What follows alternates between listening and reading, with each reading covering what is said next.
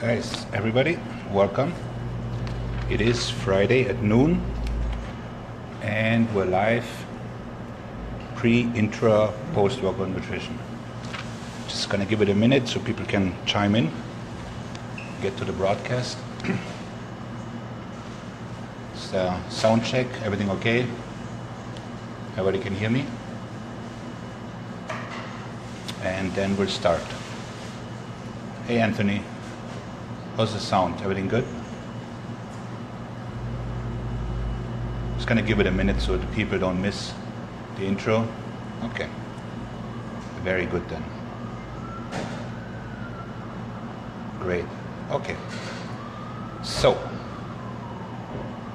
pre, intra, and post-workout nutrition. It's like an interesting subject because, like many subjects in bodybuilding, it's misunderstood, right? So on the one hand, you have the people that say, don't really matter.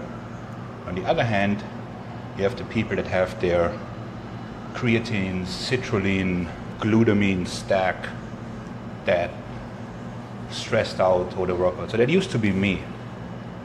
So after each workout, I would, before the shower, I would grab my shaker, slam my shake down, and Muscle Mania's on board. Great. So now we can really get started. So how much does intra and post and pre-workout nutrition matter? So here's a graph, right? So if this is 100%, your calories and your macros, that's 80% of your success. And pre and post-workout nutrition is about 10, okay? Well, 10% is not zero, right? So 10%, that's a big chunk of cheese. So it's worth looking into it.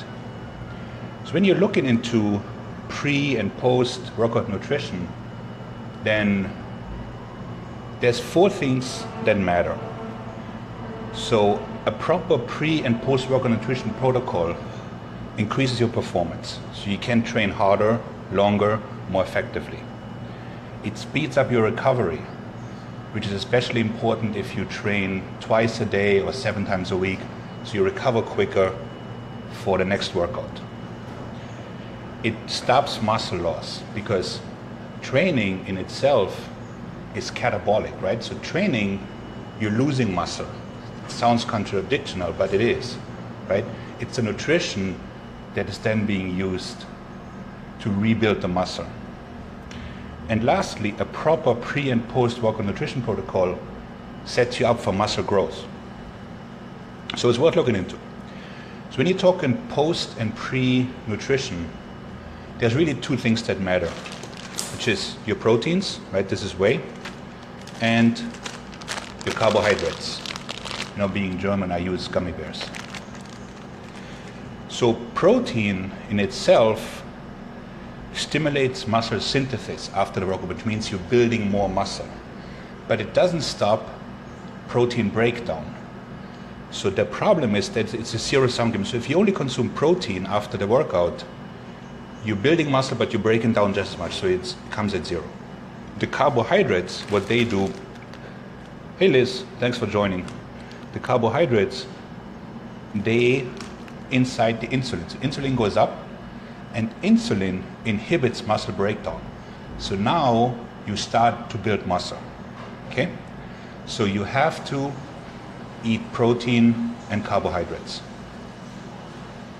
Carbs also work in the sense that you can replenish the glycogen storage and be recovered for the next workout. Again, especially if your training frequency is high. Now the question is, how much should I eat, right? And when, and so on and so forth. So there's 2 ways to calculate your needs. One is, for every 2 sets that you train, you consume 5 grams of carbs and about as much protein. That's not warm-up sets.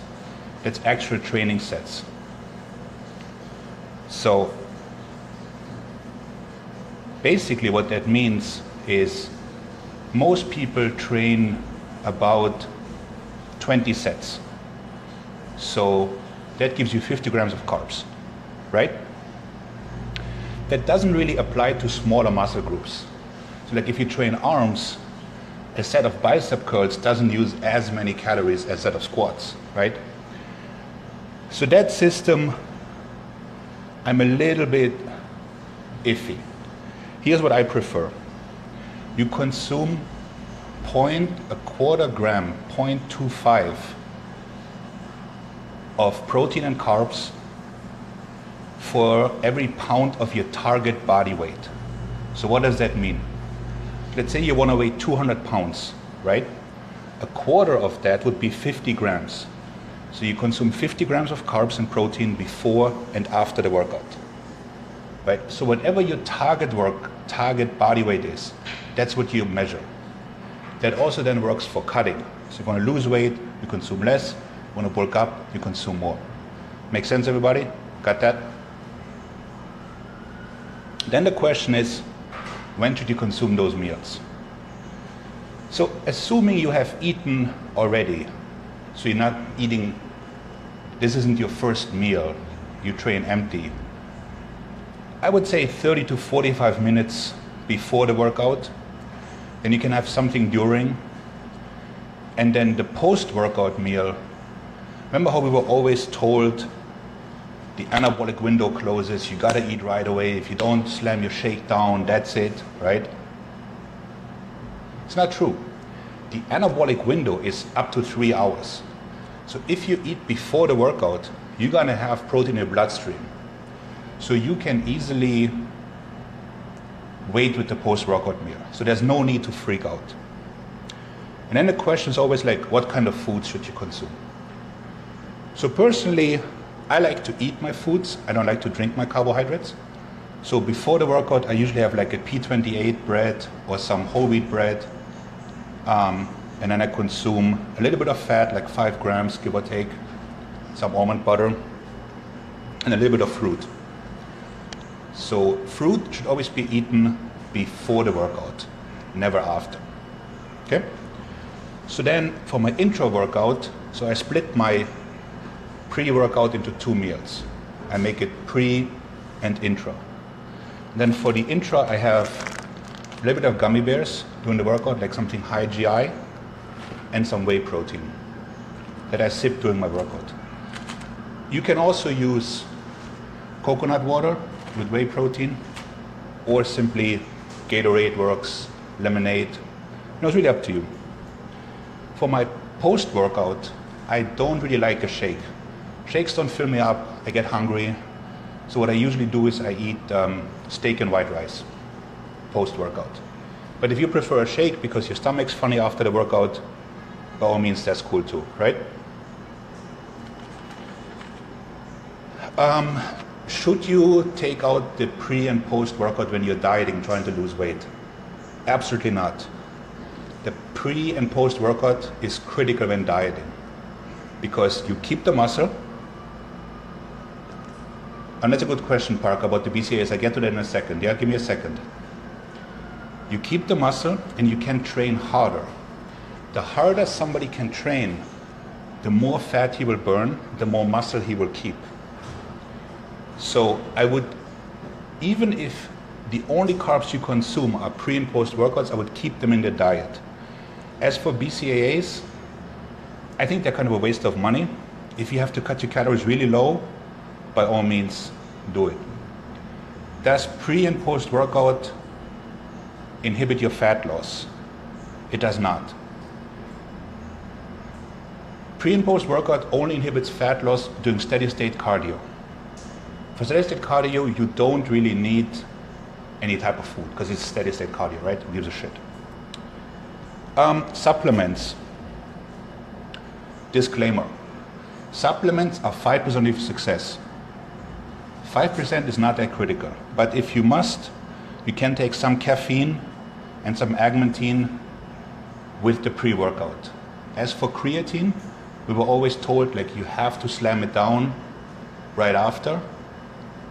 You don't. You can take your creatine in the morning and it will be perfectly fine in the bloodstream. It makes no difference, right?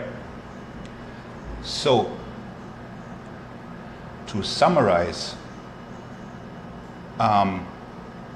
pre, intra, and post-workout nutrition is 10% of your success.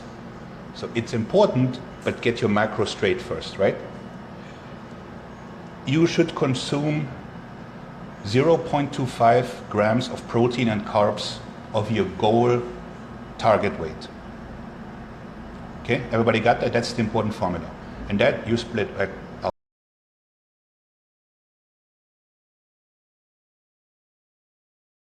30 minutes before the workout, a little bit during, and then afterwards you got time. As for fats, I keep them in the pre-workout just to curb hunger. I like it. I feel I get a better pump. A little bit of, let's say, almond butter or coconut oil or what have you. And then afterwards I prefer a proper meal. That is it. That's post and pre-workout nutrition, guys. Chime in on Monday. We'll be talking about intermittent fasting. And on Wednesday we'll train legs, okay? Guys, you have a great day and a great weekend. Thank you.